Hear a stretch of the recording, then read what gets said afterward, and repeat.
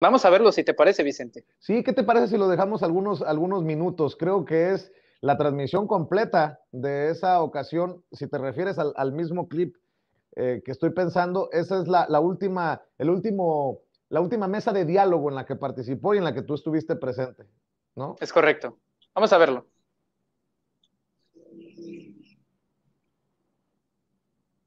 De diálogo con uno de los grandes caricaturistas moneros mexicanos. Por fin se me hace tenerlo en imagen, casi siempre es vía telefónica, pero hoy lo hicimos posible y le agradezco por su generosidad a Antonio Helguera, el gran Helguera, con nosotros en Sin Censura esta noche. Antonio, te mando un abrazo y ahora sí, qué bueno que estás al 100% con nosotros. Hola, ¿cómo estás? Pues sí, ya finalmente se pudo. Qué gusto. Muchas gracias por invitarme. Oye, y también tenemos en la mesa de diálogo a un joven que está, como digo yo, dejando la víbora chillar, deja la víbora chillando, tan es así que le suspendieron su cuenta de Twitter y todo parece indicar que o se enojó a De la Micha, o se enojó el Heraldo, o se enojó el comandante Borolas por lo que escribió. Y bueno, mi querido Manuel Pedrero, te agradezco mucho que nos acompañes. ¿Cómo estás? Vicente, Antonio, un gusto estar con ustedes. Bien, ya contentos, felices y pues preparados, listos. Un abrazo fraterno. Bueno, a ver, déjenme iniciar preguntando. A ver, Antonio, tú que fuiste señalado por el presidente Andrés Manuel López Obrador hoy en la mañanera por ser, pues, un hombre congruente con la transformación de México. ¿López Obrador es un peligro para la libertad de expresión, como escuchabas que leía la nota, como lo han pintado muchos de estos que han sido exhibidos por el presidente? No, no, mira, eh, ahorita que estaba yo escuchando a Lina, me estaba acordando que de eso escribió un libro hace ya muchos años, Noam Chomsky, un libro que se llama Los Guardianes de la Libertad. Se refiere a los medios de Estados Unidos, pero aplica ya a estas alturas a los medios en prácticamente todo el mundo y desde luego en nuestro país. Y es que los medios fueron eh, siendo adquiridos o creados desde hace unas décadas para acá por empresarios y los usan para defender su imagen en primer lugar y desde luego sus posiciones políticas y sus intereses económicos. Eh, Hubo una época en que los medios, sobre todo los periódicos, eran cooperativas, eran propiedad de los propios periodistas que lo hacían, pero eso hace mucho se acabó. Hoy lo que vemos es que los grandes medios corporativos son eso, son propiedad de corporaciones, de empresarios, etcétera, y los usan como herramienta política. Y efectivamente la Sociedad Interamericana de Prensa pues está conformada por esos propietarios. Eh, entonces, lo que no van a decir nunca, obviamente, es que sus medios los usan ellos, las oligarquías locales, etcétera, para atacar, desprestigiar y eventualmente derrocar a los gobiernos progresistas. Eh, los medios fueron fundamentales para tirar a Dilma Rousseff en Brasil, por ejemplo, y para difundir toda esta trama legal que se usó para meter a la cárcel a Luis Ignacio Lula da Silva, que recientemente ya se acaba de demostrar que estaba basada en falsedades, se torció la ley para hacer pensar que Lula era un corrupto y que muchos de los miembros de su partido eran corruptos, etcétera. Y la prensa es decir, lo de Brasil fue un golpe legislativo para deponer a la presidenta y para encarcelar a Lula. Y los medios en Brasil fueron fundamentales para minar la imagen de estos dos gobernantes de izquierda. También en Argentina, los medios corporativos de la derecha han sido muy activos en atacar a los Kirchner, primero a Néstor y después a Cristina, que también la han tratado de encarcelar, y ahora lo hacen con Alberto Fernández. También jugaron un papel fundamental en Ecuador. También son parte del conflicto en Venezuela entre el gobierno primero de Hugo Chávez y luego el de Maduro. Los medios empresariales han estado ahí siempre para hacer pintar justamente la imagen que quieren pintar del gobierno actual mexicano, que es una dictadura, que coarta las libertades, que viola los derechos humanos, etc. Eso no lo va a decir la Sociedad Interamericana de Prensa, no lo van a reconocer jamás. Pero el hecho es que los medios en América Latina y en muchas partes del mundo son eso, representan eso y se usan para eso. A ver, Manuel Pedrero, en torno a lo que está diciendo, muy interesante, Helguera, ¿es Andrés Manuel López Obrador un peligro para la libertad de expresión cuando hoy tenemos la investigación del buen Álvaro Delgado, que señala que la Universidad de Guadalajara, con el exrector Raúl Padilla, pagó casi $1,5 millones de pesos a la editorial Clio, dirigida por Enrique Krause, el de la Operación Berlín, etcétera, etcétera, al que pidió casi que viniera Biden a regañar a Andrés Manuel López Obrador para hacer un documental sobre el populismo con ponderación crítica a la 4T? Yo me estoy volviendo loco. Yo no sé con qué cara estos sinvergüenzas descarados hablan de ataques a la libertad de expresión cuando son ellos los que buscan, pues, bombardear a la 4T, si me permites la expresión, Manuel. Claro que sí. Bueno, antes que nada, demostrar mi respeto y admiración por Antonio Helguera.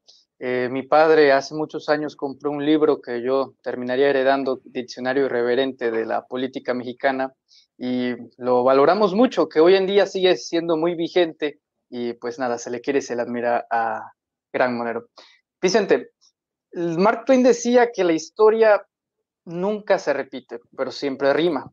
Cuando yo veo a un Enrique Krause haciendo columnas en el New York Times, a un Carlos Loret de Mola en el Washington Post, como ya lo mencionabas, haciendo en algunos textos pidiendo la intervención, la cordura, el llamado de atención de extranjeros a asuntos nacionales, pues si bien no se repite la historia de los conservadores en la guerra de reforma llamando a Maximiliano de Habsburgo, sí rima en el sentido de que nuevamente hay elementos del sentido mediático y político llamando a intereses no nacionales, y lo que han demostrado toda su vida, y no solamente en el ámbito mediático, como ya mencionamos a Enrique Krause y Carlos Loret de Mola, sino también en el sentido económico, en el poder. Ahí teníamos a Gustavo de Hoyos en su muy famosa reunión con el rey de España, implorando de nueva cuenta la intervención que hiciera caer en cuenta y acusando ante los extranjeros de las fechorías del dictador.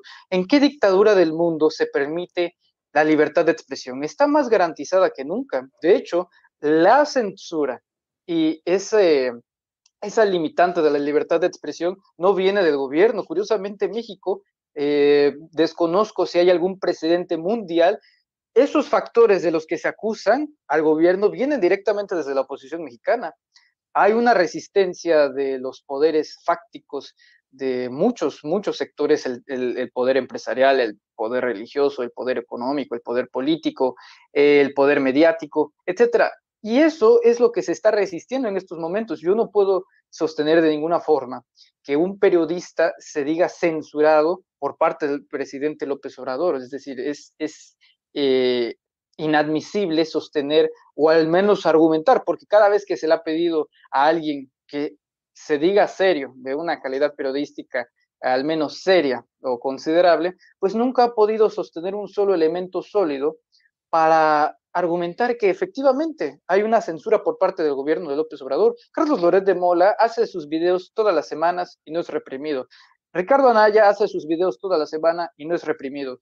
Enrique Krause es pagado por gobiernos estatales, algo que le encanta a Enrique Alfaro, contratar publicidad para que lo comparen con Mariano Otero, cortesía precisamente de Enrique Krause, que sí le cuesta un dinerito, sobre todo en Jalisco, y también entrevistas que son de muy mal gusto, por ejemplo la de Latinos de Víctor Trujillo, que se escuda en este personaje de Broso, hacia Enrique Alfaro. Es decir, la censura de parte del gobierno a estos poderes mediáticos, porque eso es algo que no les gusta admitir, son poderes, como poderes, ellos acusan a otro poder y no han entendido el papel de la retroalimentación. Si ellos acusan y señalan, el señalado y el acusado también tiene el derecho a responder. Y eso es algo que no han entendido y que están en proceso de entenderlo todavía. Pero bueno, el golpe todavía vendrá más duro en el mes de junio.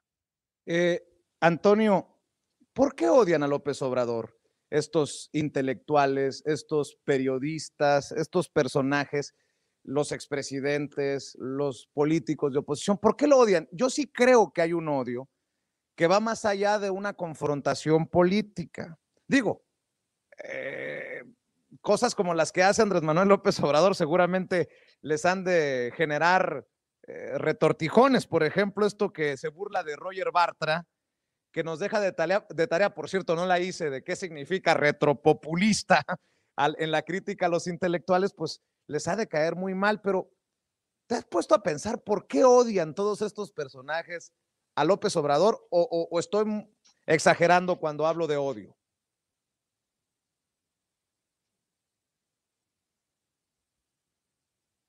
Antonio, ¿me escuchas?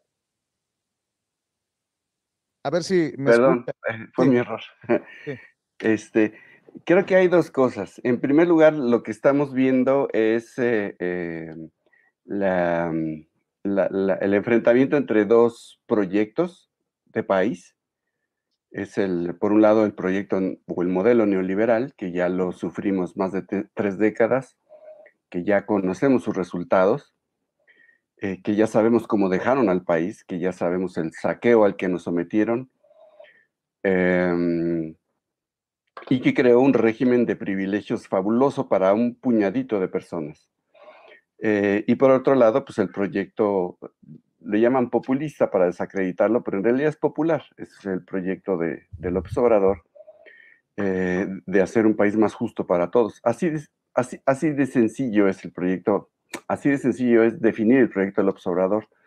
No es que sea sencillo en sí el proyecto, pero ese simple hecho afecta los intereses de aquellos que se vieron súper beneficiados durante más de 3 décadas, que acumularon riquezas fabulosas, con base en básicamente latrocinios y saqueo. No solamente hablo de los empresarios, amigos de los regímenes priistas y panistas que se beneficiaron fabulosamente con negocios bastante ilegítimos y cuestionables, como por ejemplo la privatización de las cárceles, como por ejemplo los monopolios de distribución de medicinas, o por ejemplo el tema del huachicoleo, el saqueo de Pemex, la privatización de Pemex, la privatización de todas las empresas paraestatales, que se convirtieron en negocios que eran propiedad de la nación y se convirtieron en negocios de unos cuantos particulares, las minas, la forma en cómo se entregó el subsuelo a las mineras canadienses. En fin, hay una larguísima lista de estos privilegios. Sabemos que estos empresarios, tanto nacionales como extranjeros, incluso no pagaban impuestos y ahora se les exige que los paguen.